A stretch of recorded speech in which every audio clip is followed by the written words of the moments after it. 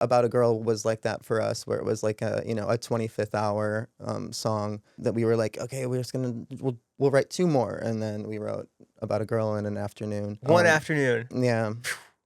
Yeah. Did it feel special too in that moment? It did. It did. Nearly 20 years since your last album, as the Academy is. Yes. Did you think the band would ever release new music as a full album? At one point, no, for sure. I didn't think that we would. That was, you know, when the band ended and we kind of went our separate ways, I continued on to do some writing and release a couple solo records and do some touring solo, which for me was really good from like a soul standpoint. Then after that, COVID hit and we slowly started to reconnect. Mike, our guitar player, it's who I write with in the band, he sent me some demos and some just new demos, you know, no stakes, just, hey man, like, check this out. And I was like, holy shit, like, we're really onto something here. Like, this is really exciting to me, you know? So at that point, I mean, I hadn't really been writing much at all for a couple years. You know, voice notes here and there, mostly like making up brand jingles around the house and annoying my family. But Classic songwriter. you know, it's like, yeah, Band-Aid needs a new jingle. Let's right, guys? Sure, Dad. No, but at that point, you know, it just reignited the feeling of like, oh, like just writing music for ourselves, just writing music because it's a therapeutic and it's something that we need to do. And I kind of forgot, you know, who I like, not like who I was, but like that side of my life, like my creative side, I kind of shut down for a while, and was just sort of resigned to the, you know, possible fate of, you know, maybe this was what it was, and that's okay, with me. But then something within me knew it wasn't okay and knew that I needed to do something different, which required returning to the norm of doing what's natural for me, which is writing and performing and, you know, being in a band with these guys. Did those new demos sound like a continuation of The Academy Is? Are those the same demos on the new album? Yeah, so the we have all the original demos, and they were mostly just acoustic demos and like Mike singing some of the ideas. And then once he came to Chicago, we did writing sessions in the studio, and then started to just put down the demos, you know, as like fully produced songs. And it's really cool to look back at those early demos to like compare and see how much stayed the same, because, you know, I mean, the core of it was really strong. I mean, like Mike hit a real renaissance of creativity during that time, and that's what sparked me to join him in it. And then I felt completely revived, completely at a creative peak of like, this is what we want to accomplish on this record. And we made the decision for like what we wanted it to be, and we committed to it, which is something that, you know, I think a lot of artists have some trouble with, that commitment to, you know, what the album is going to be. They say you have your whole life to write your first album. You guys take 18 years in between from the previous album to now. Does it almost feel like you have that same advantage to create all over again? Yeah, I mean, I think that there's a couple elements at play there, you know, just one being the fact that we built something early on and, you know, have this amazing community of fans that we didn't really realize how engaged they still were until we started doing you know, the reunion tour, the Almost Here tour that we're about to start in a few days back up with. You know, so it's, I think that, you know, the expectations going into it, to me, I hearken it back to the first record, because it in a lot of ways, it does feel like a debut again, because we have the benefit of the time away, but we also have the expectation from the previous records of like, what's it going to sound like? What's it going to be? Is it going to be, you know, it's like a bunch of old dudes making music now. But for us, it was like we approached it very organically, and it happened extraordinarily organically in a way that felt like Almost Here, which is why, you know, it kind of took shape to be Almost There. because for me, from the creative origin of the album and each of the songs really came from a place of like, we're doing this for ourselves. We're not trying to, fit anything else. We're just gonna follow our instincts. And it sounds like the Academy is just in 2026. What did it feel like when you guys are producing out those demos? Did it just feel like old times? You knew exactly the roles everybody needed to do? Yeah, and I mean it was interesting too because like we're pretty spread out, so it was a lot of you know Zoom calls and a lot of stuff like that. But the best stuff happened when we were in the studio together, working with our producer Snow, who is fantastic, Snow Ellett. He's young and he's going to be huge in this industry. He's just incredibly talented, He's and a producer? yeah, he's the producer. So working together in the studio like that, it did. I mean, it's interesting to see how we've grown as musicians as well, and like vocally, where I am now, I've never felt better, and I've never felt like I had more control over my performance than I did on this record, and it was all very intentional. There's a lot of subtlety to the vocal performance. There's a lot of restraint, which I feel like is something that's difficult for, just because you can hit that note doesn't mean you have to hit that note every song. Or, You're not trying to impress somebody or. I mean, yeah, I mean, I think it's more impressive when a vocal performance, sits within, um, an emotional arc that makes sense, as opposed to just like, here's the chorus, here's our money note, and then which we were guilty of for so many years too. Um, but I'm excited for this record to be out and to show this side of me vocally, and us as songwriters to have that sort of like control and awareness, which makes me more excited for the next record, which could go the opposite way, and we can make a post-hardcore record. So we'll see. You guys had the joy and the luck of being able to grow together as songwriters, musicians, and friends, and then you take all that time apart. Now you're growing separately in all these different directions. hmm So what expectations did you have when you were writing together? Did you think, was there a possibility maybe this isn't going to work? Maybe we're going to have this whole new sound. Maybe it's not even going to be the Academy is? Yeah, I think it was pretty evident early on that it would be the Academy is, just because of how the songs felt from an early stage. If we were doing something much more experimental, I mean, we're still working within, pop structure stuff that like we've always done and been drawn toward as writers. So it's not as if we're doing like a prog rock record or something like that, where it's like an absolute departure and we should name the band, like Melancholy Madness or something, Good name. which is a good name actually. Yeah, right here, JOE VULPIS exclusive.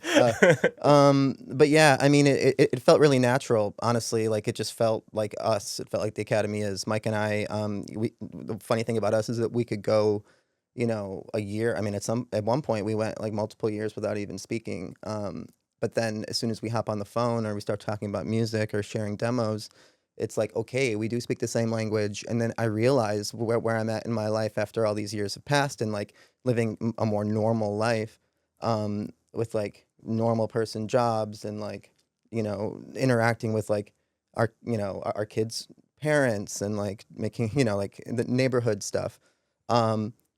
How lonely that is. It does, like all I knew from an early age was like being with these guys and creating with these guys and being on tour with like-minded individuals and surrounded by this world. And then you plop yourself back into real life, and a lot of the times you're like missing skills, and you're like what is adult life, But getting back into, and then like once I felt like I've like mastered adult life, then it's like, okay, let's just like throw another screw, let's turn another screw, throw another curveball, and jump back into music again.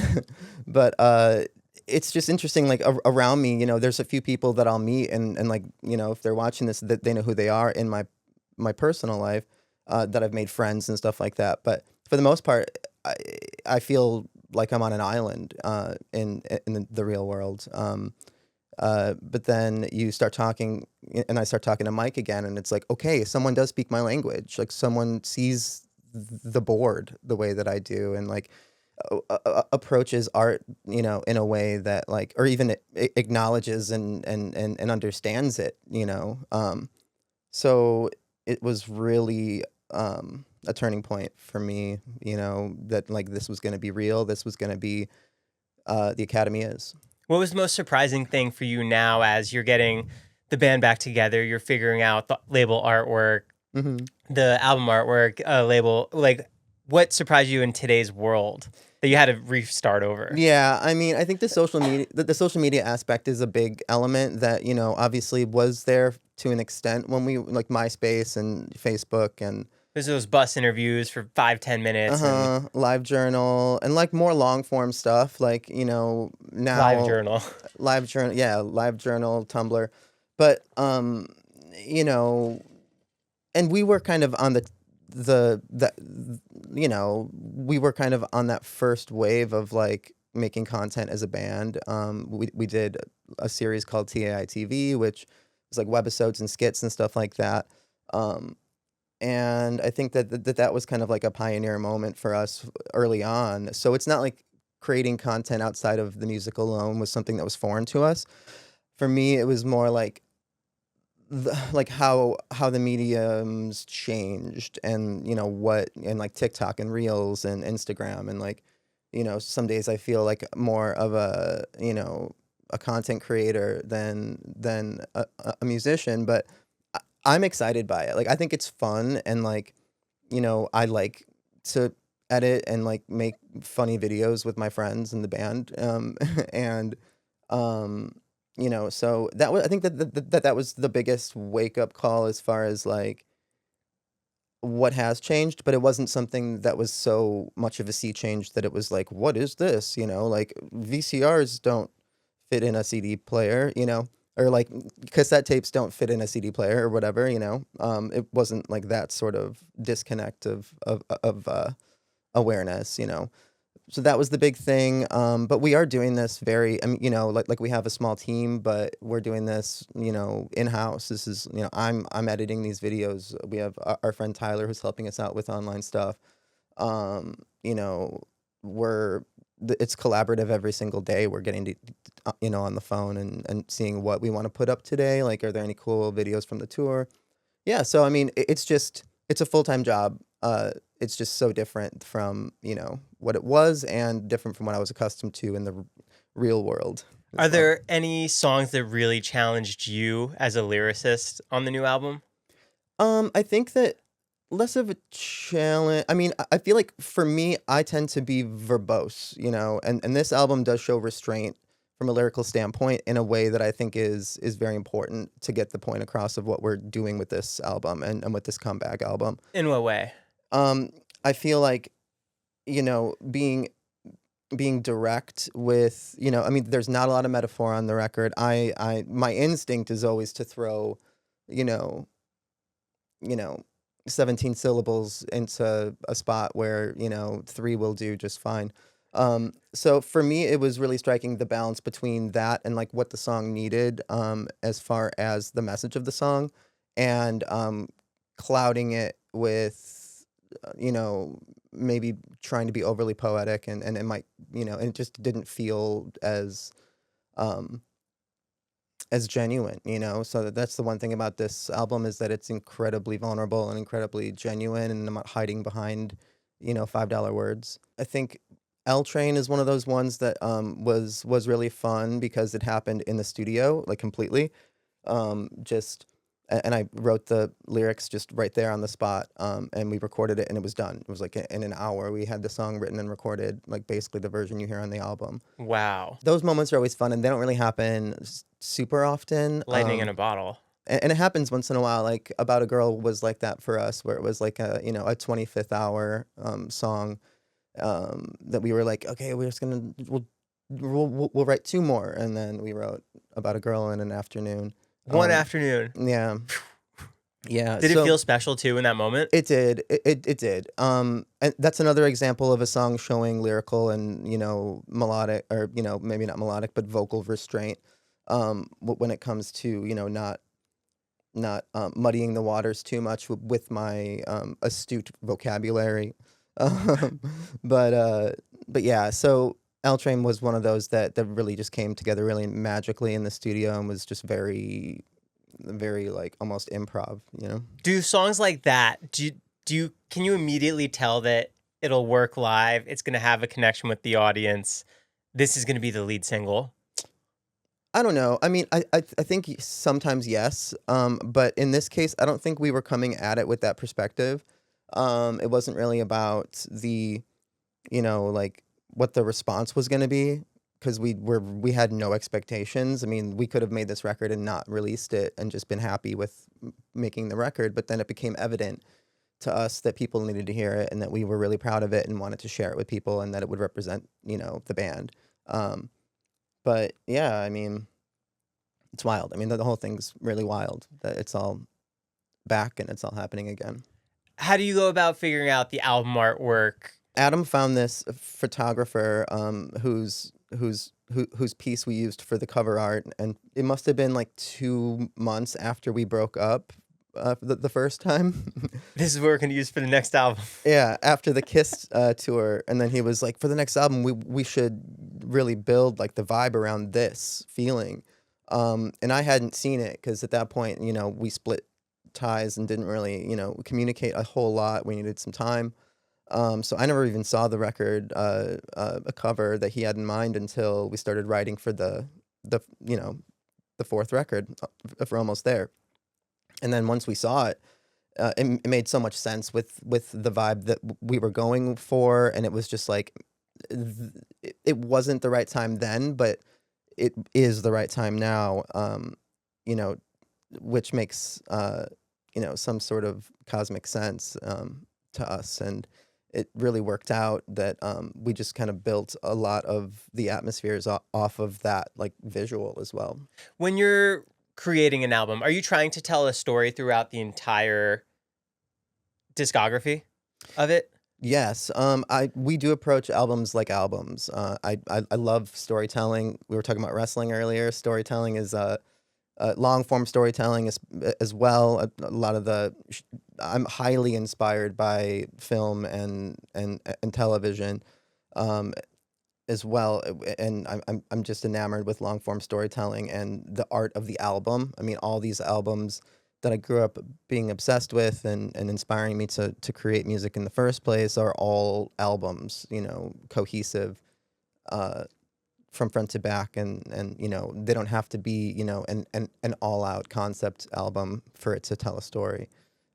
Pulling different aspects of life, each song might have a different lesson or story Precisely. to tell. Yeah, and then like sonically, are you telling a story? Like, are you feeling it from like our second track on the record, Miracle, when that comes in, it comes in like bold and strong, and particularly off of like more of an ethereal, like what is happening in the first song, Up in the Air. It kind of takes you on a little bit of a journey of like, okay, it's like ethereal and like, oh, now it has like it's more upbeat for the second half of the song, and it's sugary and everything, and then Miracle comes and it's like it's like more in your face and it's more direct, and it's intentional. I mean, we played with the track listing quite a bit, but much like Almost Here, I mean, Almost Here we wrote basically in chronological order. It was like Attention. Wow. We knew Attention was going to open that record, and then Season, and then Slow Down. So like it all made sense. And it happened in this way that we wrote it chronologically, and Almost There is like damn near close to that as well. Wow. Can we go back to the early days of the Academy? Oh yeah, You get signed right out of high school? pretty much, yeah. Actually, like I graduated early, and at that point I was doing a solo project called Remember Maine, and my friend Johnny Minardi, and yeah, so Johnny Minardi at that point had a little label called Little League Records, LLR. He had to change it because of some, cease and desist he got. The Little League Commission coming after him. Yeah, man, seriously. Balls and strikes, ABS. Anyway, we can talk baseball later. And the state of umpiring. But Sorry, where were we? The early days of Academy Hit. So you Yeah. get signed right out of high school. That's right. So I was doing Remember Maine, and right out. I graduated early my senior year, and then went on tour. Like we just booked a bunch of shows in basements, me acoustic emo, with like hardcore bands in basements and stuff. Who were you listening to at that time?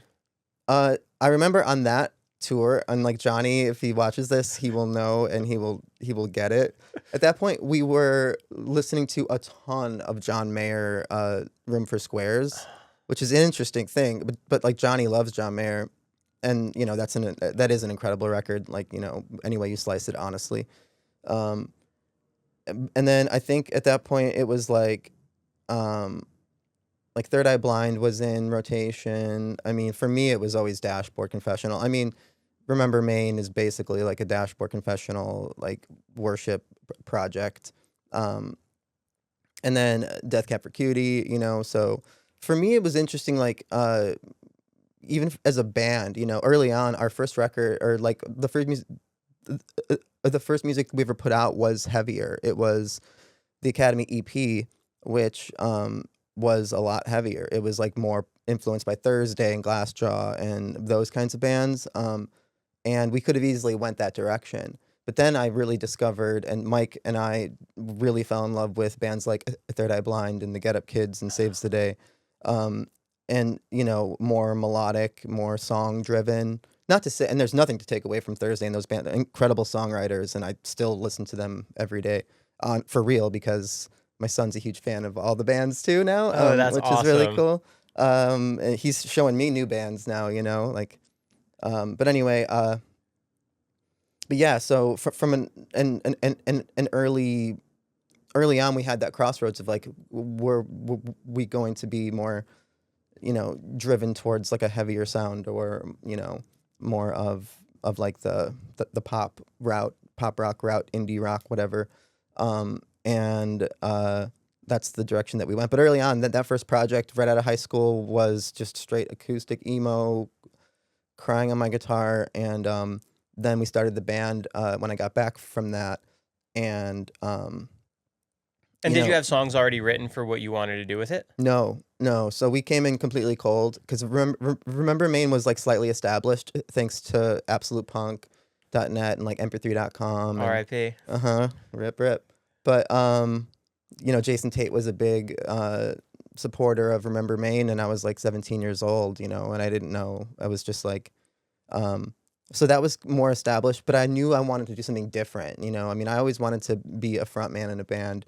Ever since I watched, there was this live Led Zeppelin DVD, The Song Remains the Same, and I also got really into Thursday at that point, and, you know, seeing Jeff Rickley on stage, and then seeing, you know, Robert Plant on stage, I was just like, I want to do this. Like, there's so much emotion in a performance on stage, and it really drew me towards that. And I was always drawn towards like stage performing, though I never did theater, but I was, you know, I was always in the mix. I was always my friends, and making my own movies and stuff like that with my friends. And so at that point it was like, okay, I'm going to be a free singer. I don't want it to be the same as an acoustic project turned electric. So like, let's see what we got in this room together, our energy. And that's how it began. Do you have that record label already signed for the first album then? Yeah, well, so it was LLR, Johnny. So we did the EP, the post-hardcore EP, with Johnny. And then we were writing for the next record, and then Pete from Fall Out Boy. You know, we were playing a lot of shows with them in the Chicago suburbs. Yep, the burbs of Chicago, Knights of Columbus halls, you know, bowling alleys, whatever. I did some shows with Patrick Acoustic. So Patrick was acoustic, doing his like incredible, you know. I mean, he's like Elvis Costello meets, you know, Aretha Franklin, you know. Were those Fall Out Boy songs, or he was doing his own? He was doing his own thing. Yeah, a lot of Oh. covers and stuff too. I mean, he was just incredible. I mean, so we were doing those shows, and then he joined Fall Out Boy, and but then Pete was into what we were doing and showed it to John Janik at A Fuel by Ramen, because they had just signed, you know, a few months prior. And at that point, we started the conversations with John Janik and FBR. We were huge fans of, you know, all the bands on FBR, Less Than Jake, and the stereo, and I mean the list goes on and on.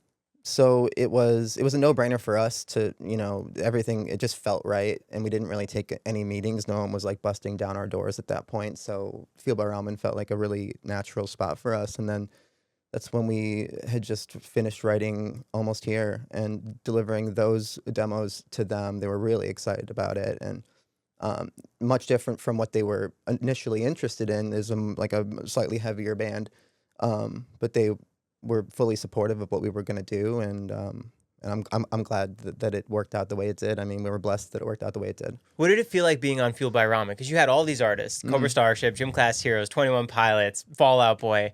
Did it feel like there was big camaraderie amongst all of the artists pushing each other?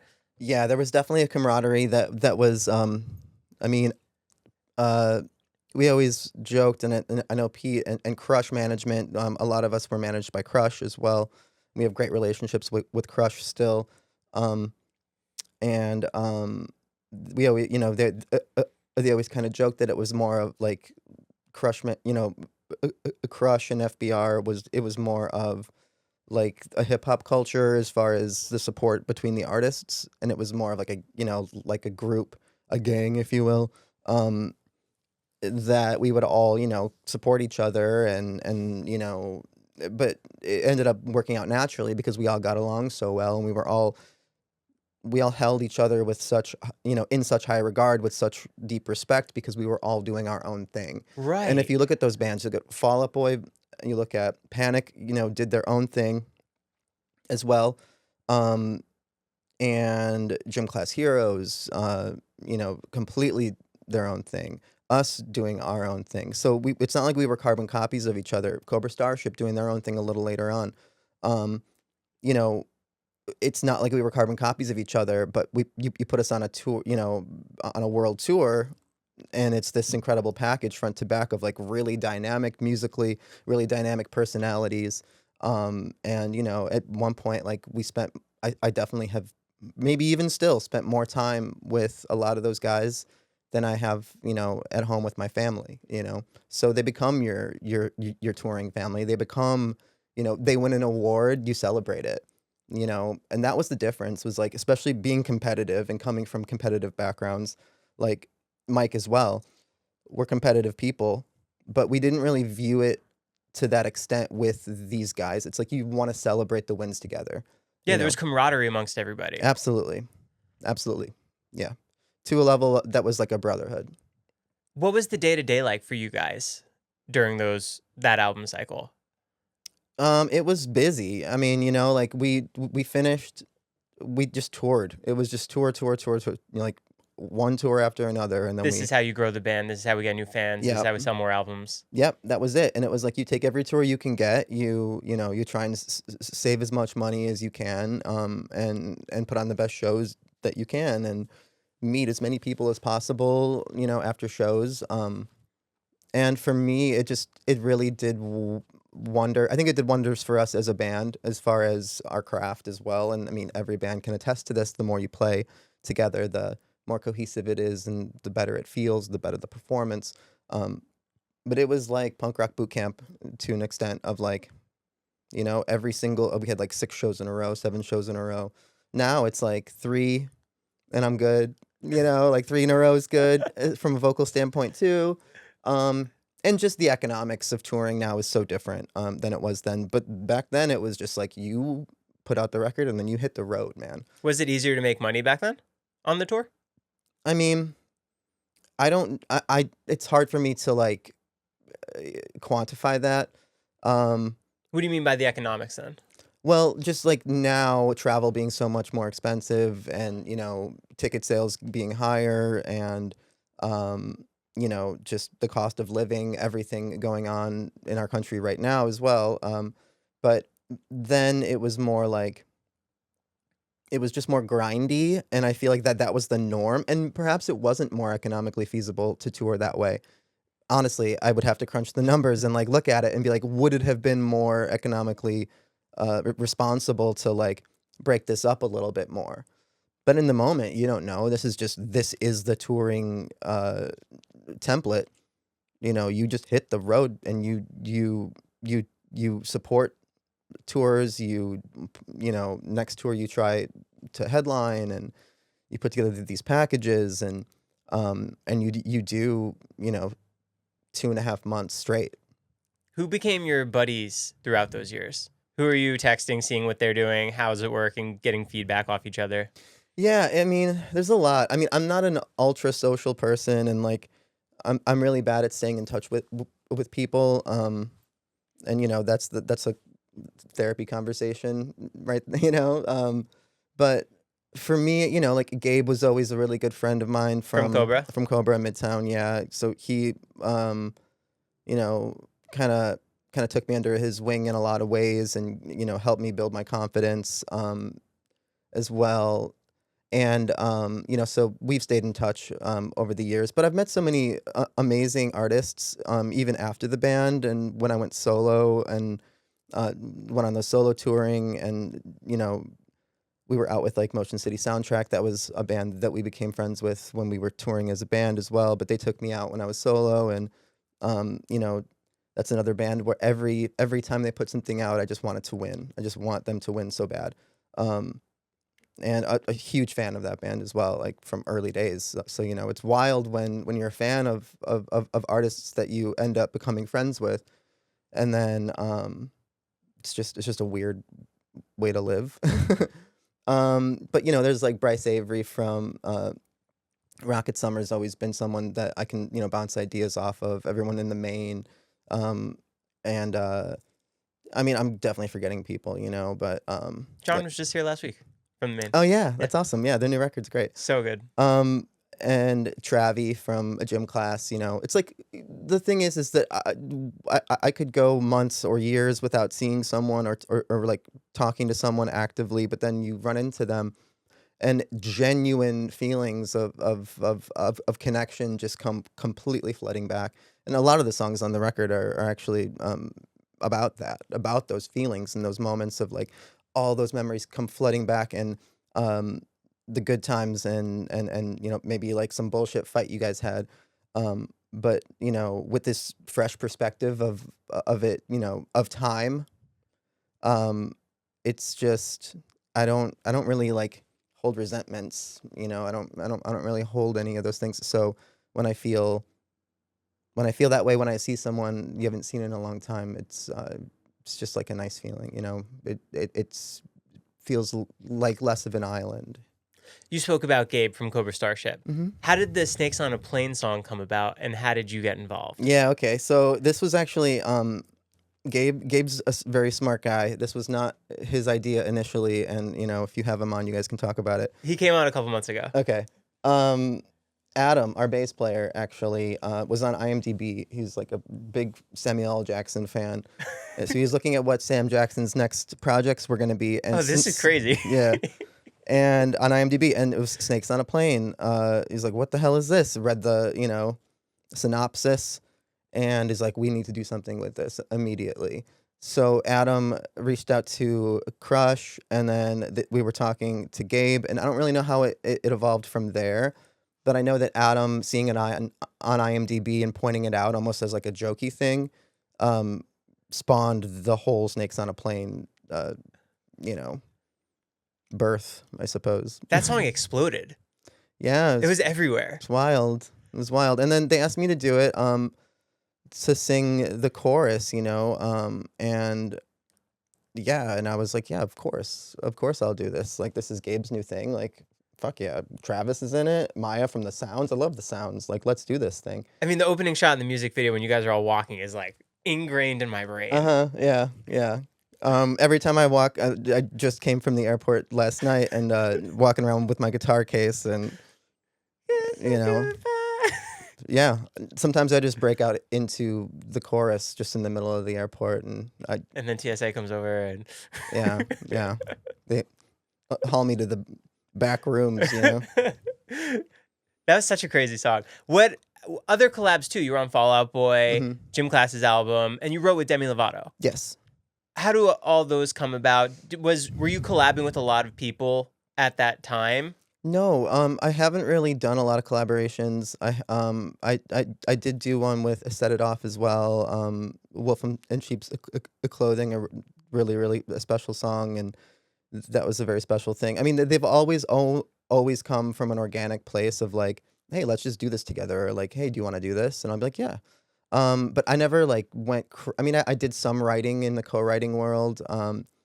But it would never got, like, to the point of just writing with a million people to see what sticks. It was more just like, we respect each other, they like what I do, so, like, let's just write a song for fun. See what And that's what happens. happened with Demi, and, I mean, I mean, she was sick that day too, and we wrote, up to that point, it was a song that was deeply personal to her and to me, in a way that she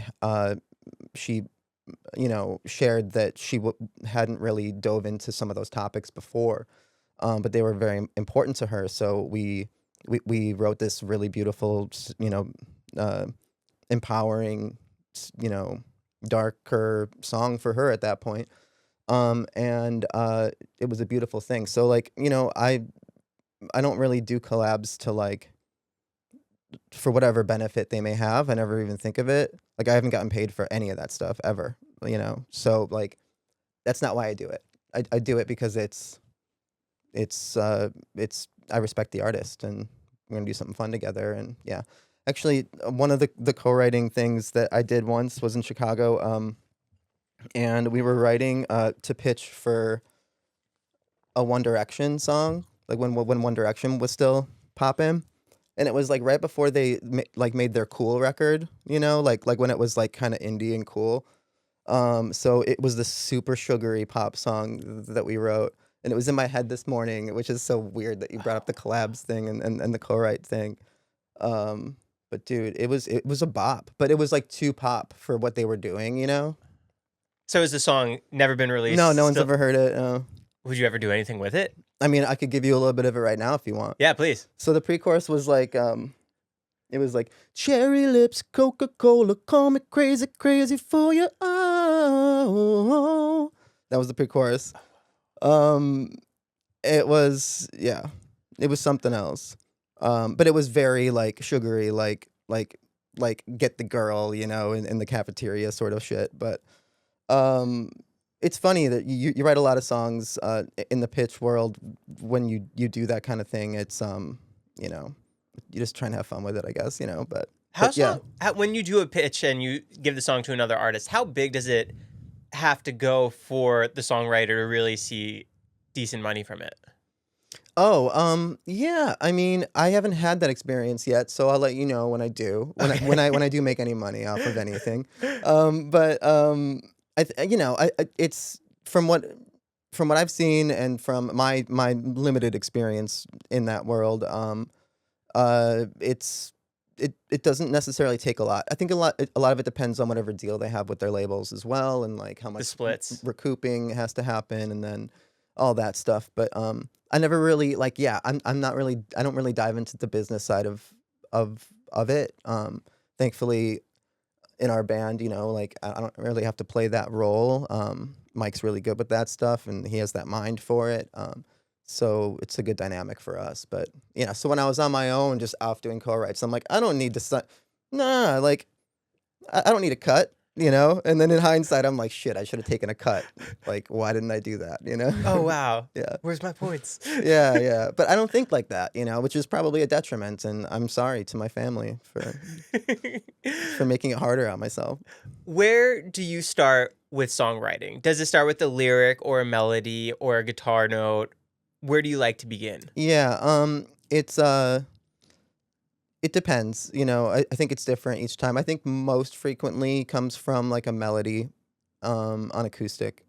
So I'll be playing acoustic and then have a melody that I like a lot or a phrasing that I like a lot, or I'll think of, like a line that I like, something thought-provoking or something biting lyrically and then build off of that. But, Do you have the intention of what you want the song to be about, or do you figure that out as you're writing? yeah, again, I think when most successfully, it's when, yeah, like from the beginning, most successfully.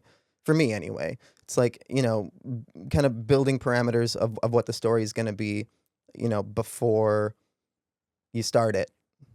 And I think that we see a lot of issues with that, with like TV shows and endings to TV shows, or like not having your whole arc planned but before you start, or it's like, hey, you got picked up for another season, so like I know your intention was just to end it after that one, and it's a perfect fucking ending, but you're gonna like, hey man, there's a lot of money at stake here, so like, yes, and this thing, which there is a beauty to that as well. I think like our second record, Santi, is very much like flowy. It's very like, but it's also incredibly introspective lyrically. So yeah, I mean that's an interesting album for us. But for the most part, I've found that when you have an idea of what you want to say, you don't have a lot of time to say it in pop music. It's just more concise and a better delivery. Going from the first album to the second album, do you have pressure from the label, or is there a time restraint on how soon you have to get it out there for? Are they telling you, okay, we need this out by a certain day, then you're going to hit the road, promote it? Yeah, I mean, the industry is so different now. But back then, I mean, we're talking 2006, 2007. There were tours already lined up, so we had like windows of time to be creative. And I think if there was one thing that I would have done differently, and Mike and I have talked about this extensively, is we would have written more on the road. Yeah, but it's so difficult to do that for a lot of artists. For us, it was very difficult to carve time and make it feel real, and not forced. But I think carving out some more time to be creative after, your first big creative output, your first big album, I think it's important to build on that momentum. And we did. We started writing right away, but it was under intense pressure, deadlines, and, just internal pressure, external pressure was not as big bad record label as you hear horror stories about. Like they were supportive of the album that we were making, and they loved Santi, they loved that record, and we do too. I mean, I still love that record. It just turned 19 years old or something yesterday. Yeah, crazy. 19 years old, Santi. But yeah, so I think that it depends, and back then, especially when your schedules were so jam-packed, like I was saying earlier, you just like make the record, hit the road, and that's it. You're on the road until you make the next record, and then you're on the road again. But where's the creative, like where's the creativity happening? Like where's your protected time to write music with your friends? And we were missing a lot of that, and I think that it in a lot of ways affected the relationships within the band as well, because it was a pressure cooker, so it's hard to like be vulnerable with anyone when you're under that kind of pressure and scrutiny. What's your mindset during those times too? Are you just trying to grow the band as much as you can, play as best you can, relax as much as you can so you can play the next show? Yeah, I mean, on the road, it was always, I mean, yeah, like there were fun times, like, but we weren't like some crazy party band. Like I've definitely, we all had our nights, man. We all had our stretches, but in the end, it was always about the performance for our band. We were always very professional when it came to our shows, when it came to the performances that we put on, and how we treat people on tour, from the crews to the other bands. And, we took it very seriously. We still take it very seriously. So the day to day, yeah, I mean, especially vocally, was very mindful of what I eat, very mindful of, sleep and things like that. It's always a stress for me, is like how I need to be perfect for the next show, vocally, and to be perfect. So I have, all my tricks and stuff now, the tea I love, but I'm like less on this first leg of the tour. I discovered that like, hey, I'm feeling stronger vocally than I ever did, in those early days. And it may have a lot to do with the touring schedule being, more spread out. So you have time as a vocalist to heal. I was just looking on Instagram. I think the guy from Joyce Manor had to cancel one of their shows. Joyce Manor had to cancel one of their shows because his voice uh, completely gave out, and he has a tear in his vocal cord. Like, those are real things, and the amount of pressure as a singer to, not to like, I'm not like violining over here, but it's real. I mean, like a guitar string, you can change a guitar string, like get new drums, rent new drums, whatever. But a singer, you really need to take care of it. And even when you do take care of it, they're, just the fatigue and the expectation and, everything else around it, getting sick like a normal person gets sick, like you have to fight through it. You have to find ways around it. And then sometimes you can't escape, you know, the reality of our mortality. um, so I hate to see that kind of thing, but I'm glad he's taking care of his voice and everything. That's a really cool band, by the way. Joyce Manor. I like that band. Yeah. What are some of the toughest times on the road where you're on a big tour, it's night after night, there are no breaks? What comes to mind from those days? I think like finding joy in the small moments together, when there's not a lot of time, and it's like it ends up being those front lounge hangouts while the bus is moving from one city to the next, where we're watching, you know comedy movies back to back and like making commentary on them, just hanging out like like friends. you know those like little moments, I think, are the ones that stick with me most, even sometimes more than moments on stage, because um it's they're just those unique moments that you don't have many of. Playing Madden with each other, like dominating my band in Madden. I can't really play Would in it. everyone say that you dominated? Yeah. And I can't play video games with my guys because it's just not fair. So, You're too much better than them. and I'm not even that good, dude. Like, I'm not. Like, I prefer, like, if you want to talk video gaming, like I prefer doing like simulation stuff. So like if it's a sports game, I like to do, like full roster rebuilds and like stuff like that. Oh wow, you're really diving in. Yeah, because it's not, I mean, if I'm gonna do it, I love, and I get a lot of it's like a therapeutic thing for me, statistics and like scouting and things like that. Analytics, metrics in sports and stuff like that. That's like stuff that I really am intrigued by, and it kind of calms me down.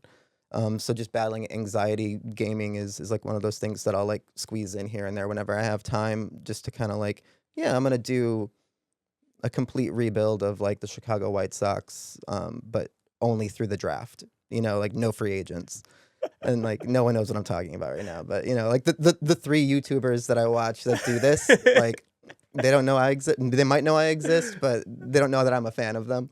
But yeah, and like Civilization, I play that game. But those moments playing. Actually, Mike, our guitar player, is the shit at this game called Age of Empires. Oh yeah. Age of Empires 3. We used to do like the PT or the P2P gaming setup with our laptops, like Where you could all play against each other. and we're playing against each other in Age of Empires. And he was so good at. I mean, he was really good at that. It was difficult because he plays mind game. He's like a psychological gamer, which I think he and Adam always have this really interesting I guess like rivalry with like Madden and like other games. Just for it's all fun, obviously, but. Was that the role of the Academy, is when you guys are playing big festivals and on tour, you guys are playing video games amongst each other? Yeah, well, not all the time, which is why I was saying, it's those moments that you like cherish, those like little pockets of time when you can. But yeah, I mean, in festivals and stuff like that, like Warped Tour is a whole different ball game. That was a whole different world. But um, yeah, for the most part, it's safer on your bus. you know, you can't get into any trouble if you're just on your bus. Were there ever any close calls getting in trouble on the road, like getting arrested or any shenanigans? Yeah, we had some shit for sure. Can you dive into those? Yeah, there was a time. I mean, we had an issue with a crew member in Canada once. I don't want to get into that, but that was like a thing where it's like you can't get back into the country sort of vibe. And I was like, uh-oh. But Adam actually, this was really messed up. We're gonna tell the story anyway. Different times, okay? Um, so we were in Southeast Asia, and um, we were flying into Japan. I think. I mean, the details are probably wrong because I'm bad with this, but Adam's really great with it. Anyway, whatever happened, he got stuck at customs. The only bag, like his like carry-on bag, was this like, and mind you, his hair is like big, and fro-y at this point. What tour cycle is this? This must have been like during like Santi era, so 2006, 2007. And it was a festival, so like other bands and stuff were all traveling to Japan too. We were just kind of like island hopping, and and then like Adam gets held back. His carry-on was this like Rastafarian flag, like knapsack thing, just reeked of weed, and he didn't have any. I don't think he had any. He definitely didn't have anything on him, but it's just like it just did, and I you just yeah. Adam has yeah. Anyway, so that wasn't the only thing, because then they had to search his bag, right? So they stopped him because he smelled and all that. But then they searched his bag, and for some reason, he like bought at like some street market place. They had masks for sale, and he bought an Osama bin Laden mask Classic. as a joke, and then had it in his luggage. So When like in Japan. right. So they're going through all of his shit. Like, we don't know what's going on because he's in holding, and at this point, I mean, he's like freshly 18 or something. Like, he's a baby boy, and he doesn't have mom and dad in there with him, and like our tour manager is like having a heart attack. We're just waiting, and then he comes out like laughing, like with the security, the customs officers. They're just like yucking it up and laughing. Like, it was like, I'm like, okay, this looks pretty promising. So they were just doing some additional screening, but then they saw the Osama bin Laden mask and then just like started cracking up, and they thought it was hilarious. So he got out of jail free with that one. But that was pretty scary because it's like, you're overseas, you don't know what's going on, especially when it comes to like That. drug residue or any of that crap. But I just, it was just that was a scary one. But for the most part, we're good boys. We always kept clean of the law. Did you have a favorite music video of the Academy is? Yeah. Interestingly, a lot of videos have been posted the past like 48 hours, just because of everything going on, the new album being out, and celebrating some of the other records, and Santi's anniversary being yesterday. There is a video that bothers me, and it is the "We've Got a Big Mess on Our Hands" video. And the reason is because, and I was toying with like doing like a talking head video on Instagram about this to like address my issues with the video. So I'll probably do that, and now I have to. So thank you. Accountability. I think that there's like elements of like, let's throw these guys into like acting situations, and it's just so cringy to watch it now. And even then, I was like, oh god, like, we're gonna go. Are you guys sure this is cool? Because like, I don't feel like this is cool at all, But it's just me being hypercritical and like very self-conscious. But like my run, there's like a shot of me running in that video that is like just. And you felt it in the moment, like, why am I doing this? No, like in the moment I was full committal, But then you watch it back and you're like, shit, I suck at acting, man. I suck at acting. And like I played sports growing up. Like, I consider myself, like, if you and I go and do a pickup game of anything right now, I think I could hold my own. But me running in that video looks like I've never played sports in my entire life. Like I can't run at all. And maybe I just look weird when I run. My dad always makes fun of me for it. He's like, but looks like you're running with a piano on your back, but you got from first to third in a decent amount of time. I was like, okay. Are you a White Sox fan? I am. Over the Cubs? I like the Cubs too. I grew up a Cubs fan. In Chicago, are you pitted one against the other? Yeah, I mean, usually. I'm just a giant baseball fan. And not to be like this, but like a lot of fans that are so like incredibly gung ho of North Side, South Side, Cubs, Sox. I typically know more about both teams than they do, so like I don't really like mess with it. I just want because like Chicago sports, it's like I want them to succeed in any way that they can. But growing up a Cubs fan, I was, young and it was like during this is like really dating myself, but the Mark McGwire, Sammy Sosa home run competition, like race. That was such an era. Yeah, it's to break the Roger Maris record. And then and Sammy Sosa was my hero, But then with the corked bat and the steroid scandal and everything, it like broke my heart. And I was like, I'll never watch them again. And then Ozzie Guillen started managing the White Sox, and then they had their World Series run. Were a lot of Chicago fans upset about that? Yeah, I The think cork bat? I think so. Yeah, for sure, for sure. They were more upset about the Bartman ball, but that's a whole other thing. This isn't an ESPN pod, right? Oh, it turns into one an hour, and yeah. That's amazing. Yeah. But How do you feel about the Dodgers? I think it's. I mean, I don't know. I like sports that have salary caps. Nah, not here. I know you don't. I know you don't. Ultimately, it's like I don't know. I don't know, man. If that's how you want to do it, my philosophy with this, it's like what's more challenging, what's more interesting to me, like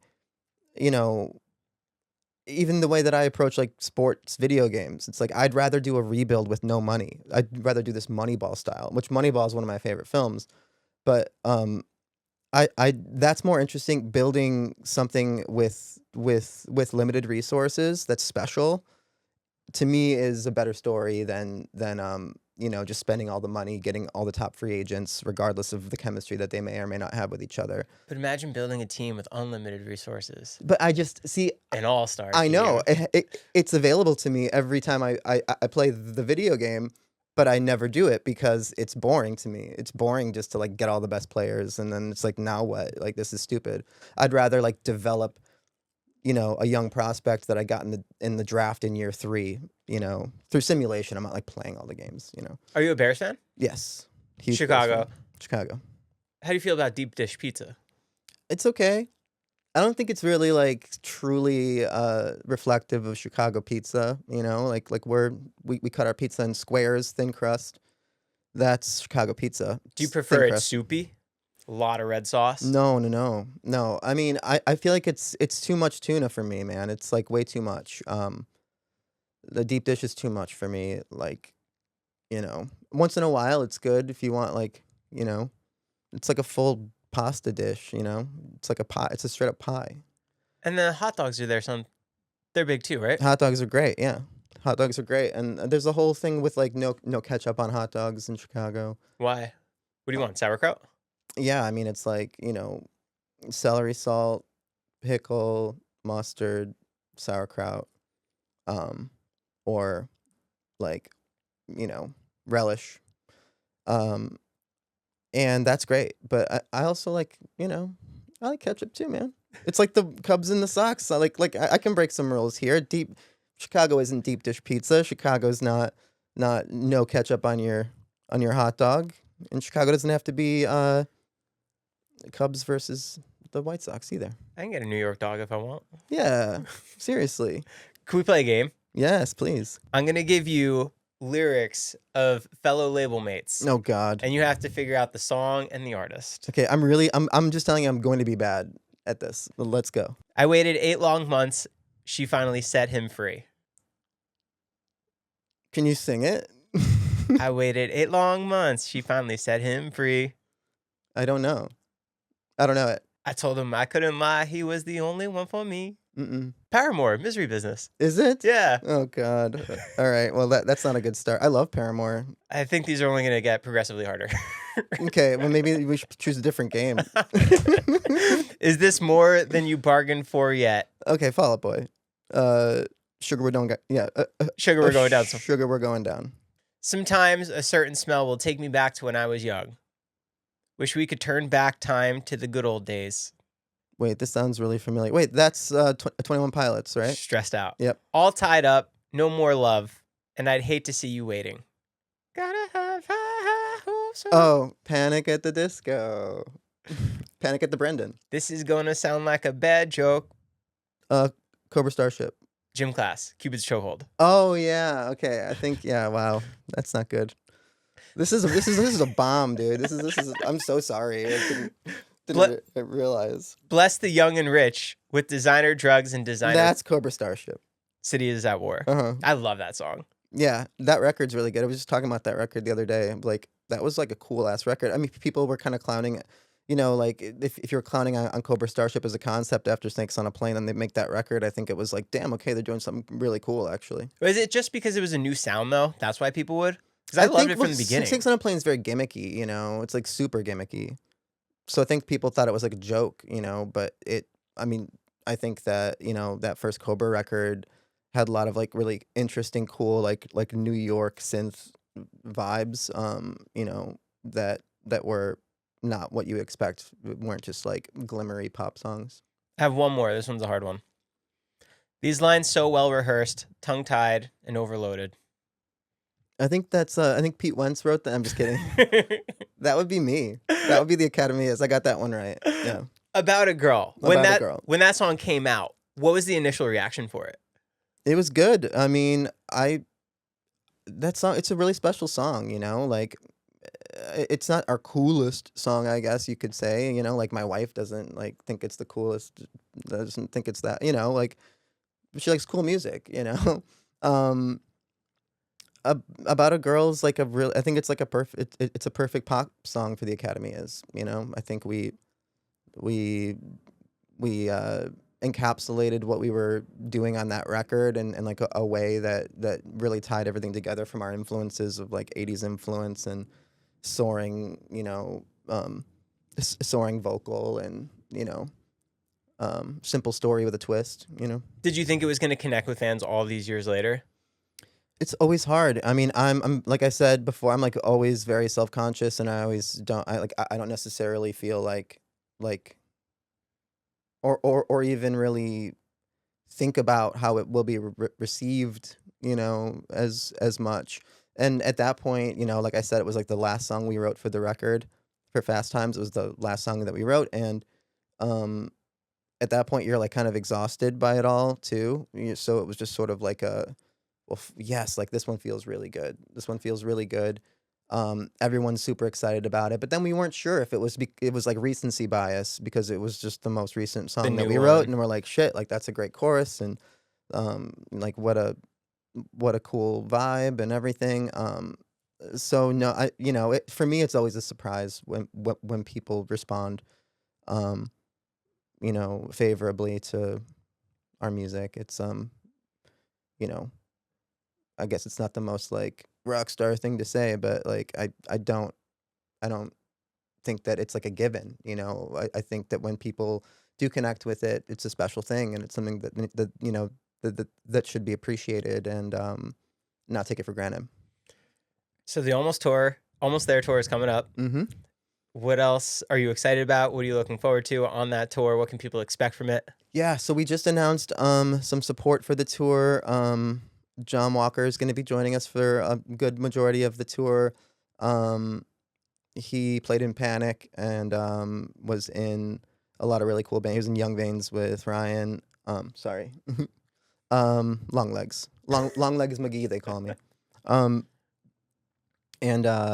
So he's going to be out doing some of his material, which will...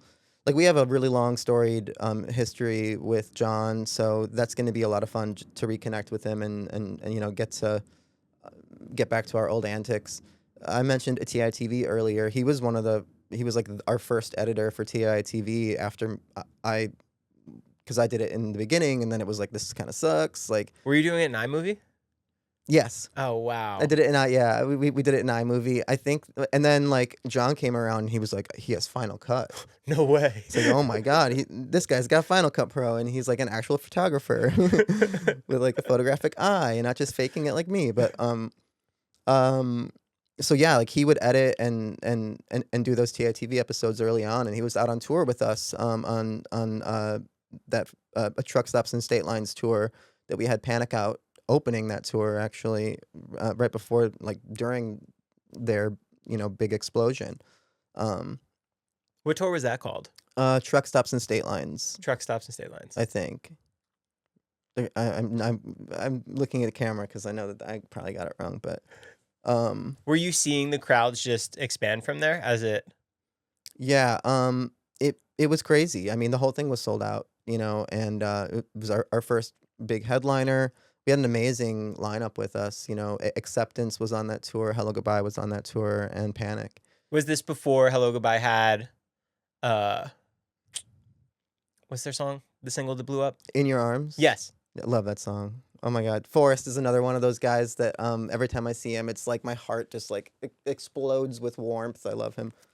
But yeah, it was around that time. I think the album had just released or was about to release, and that song was about to hit.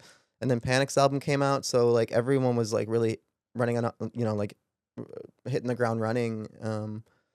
And like we're all giant Acceptance fans at that point too. But John was, on that tour, and that's when he became friends with the Panic guys, and they asked him to join their band after that tour. So yeah, and now he's back out with us on this one, and it's real full circle, and we're excited to make some dumb skits, some TITV classics. Are you gonna get back behind the wheel of iMovie?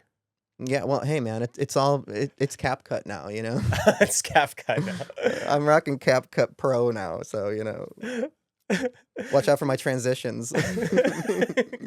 I have Kevin Lyman coming by next week, Okay. founder of Warped Tour. You guys are gonna be on it. We are. How does it feel stepping back into that world and seeing all those old friends together? It's we did, obviously we have a history with Warped Tour, and we did like 3 years, and then I did 2 years solo when they were doing the Acoustic Basement tour. So I've always had a really great relationship with them. But like seeing all of your friends come back to do this thing together. I mean, we got a taste of it with when we were young. So there's nothing quite like that kind of rekindling of, like I was saying earlier, just meeting people again that you haven't seen in years, and it's like no time has passed. But I think that the cool test will be to see like who still got it. It's like, all right, like let's the competition's coming into play. Like which one of us has still got it? Who's still putting in the work, the hours, the rehearsals? Like who's hitting that note? Is there any artist that you're excited to see again, like performing? To be fair, like I have not really looked that deep into the lineup. This is just how I operate. I've been in like almost there mode. So it's like, cool, we're doing Warped Tour.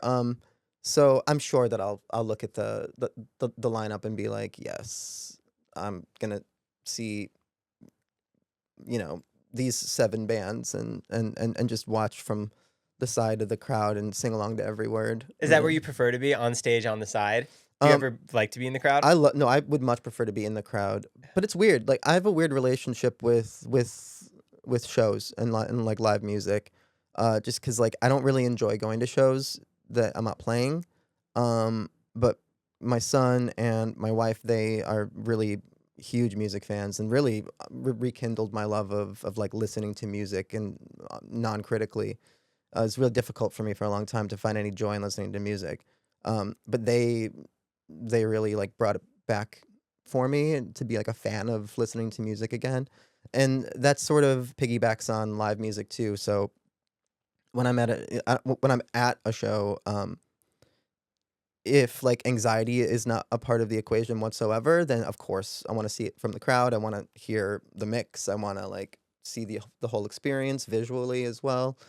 As someone that like places a very high level of import on performance, on stage performance, I love to see it from that perspective. But my anxiety is really bad. So going to shows and being out in the crowd, it's like hard for me. But so I never really have a lot of fun with it. Sporting events and stuff, different story, because it's like I'm removed from that world. Like pro wrestling, like indie wrestling shows, fucking having the time of my life. Love it. Love every second of it. Where are you sitting at an indie wrestling crowd show? Anywhere, anywhere. I mean, I don't mind getting close. I just don't want to be like right in front where I'm gonna take A chair shot. like a chair shot or like get like light tube all over me. I don't mind having. Oh, are you going to like death matches? Yeah, I'm going to death matches. Oh, you're like going there. Yeah, my son's a huge fan of deathmatch wrestling too. I used to watch like old Mick Foley, Cactus Jack and Terry Funk, Japanese deathmatch VHS tapes and stuff like that when I was young, when I was my son's age. But now he's like, he's got Mick Foley's book, he's got like John Moxley's book. He's huge into indie wrestling and like the art of deathmatch wrestling. But yeah. Sorry, tangent. No, I love that. I met Mick Foley at a pizza shop signing, and I wanted him to remember me. So naturally, I just asked him about his time on Wife Swap rather than being the hardcore legend. Oh my God, that's good. I mean, he'll remember that. I think he will. Yeah. Because I love that episode when he was on it. Yeah. I can't believe you go to those. Uh-huh. Oh, wow. Yeah. Do you remember when at GCW Game Changer, I think Nick Gage threw Joey Janela off the roof onto a truck, and it was like light tubes, tables. Yes. Yeah.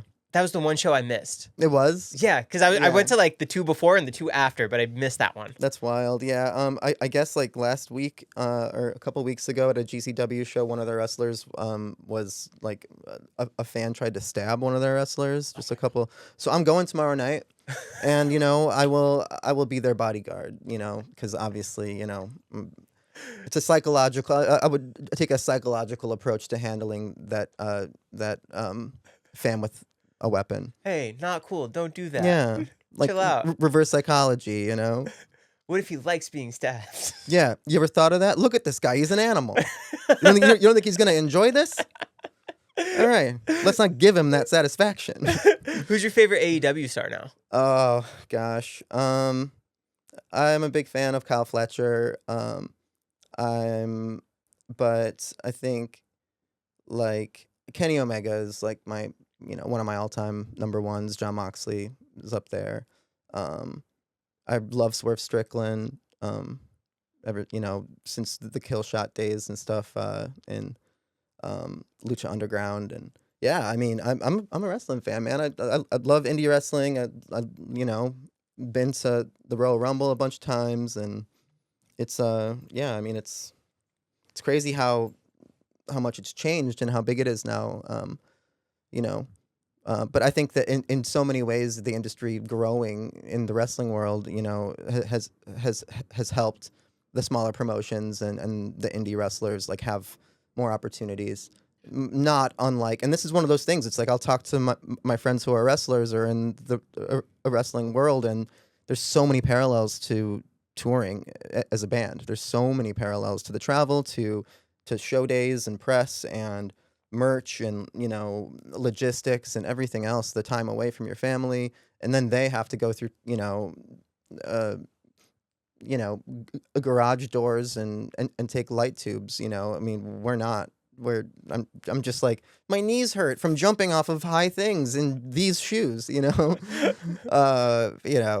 it's a little different. Obviously, I'm not trying to like fully but there are some parallels, and I think wrestling is just like so many things in life, but on steroids, because it's it's just so much more extreme, and the storytelling and even the way for posting videos, the way that you tell a story in a match is so similar to how you have to tell a story in a video or a podcast in a certain amount of time, and it has to have those ups and downs, and to keep somebody's attention the entire time, and making sure this is good and then the next moment's good. And I love it because it's almost like a massive circus. Yes, I mean it's like it's like a carnival. It's like a traveling circus, which is much like touring in a band.